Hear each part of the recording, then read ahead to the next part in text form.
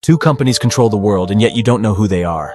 When we think of the most powerful companies in the world, we often think of Apple, Google, or Amazon. However, these companies are small potatoes compared to the two behemoths that are BlackRock and Vanguard. BlackRock and Vanguard are the two most powerful investment funds in the world, with over 15 trillion in assets under management, or roughly 5 times the GDP of France. So how do these two companies control the world? It's simple. Vanguard and BlackRock own shares in all the world's most powerful companies. They are the largest shareholders in Google, Apple, Facebook, Amazon, and Microsoft. They are veritable financial monsters. The two of them own absolutely everything in pharmaceuticals, transport banking, and the media. It's simple. Every time you do something, you make BlackRock and Vanguard richer. Look at CBS, you make Vanguard richer. You go on Instagram, you make BlackRock richer.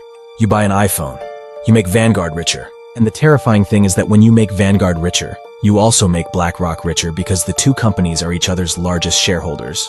88% of the companies on S&P 500, the largest shareholder is either State Street, BlackRock, or Vanguard.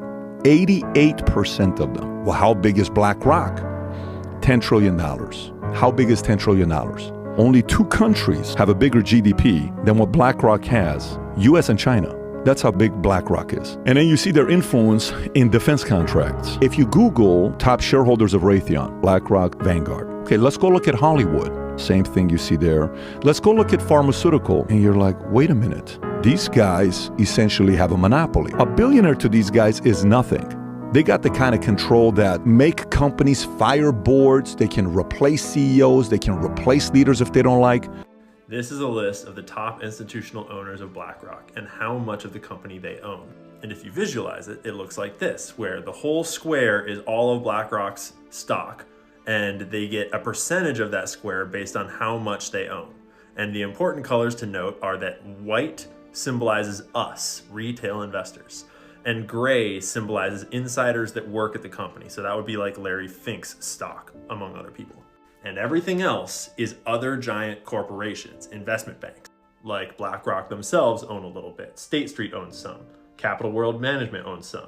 Bank of America owns some. You see how this works? But then you think about it and you're like, well, wait a minute, because all of these institutions are owned by other institutions, right? So what if we put that data in here? Well, he did. And it looks like this. And you realize that all of this that was owned by Merrill Lynch is actually owned by all of these other institutions.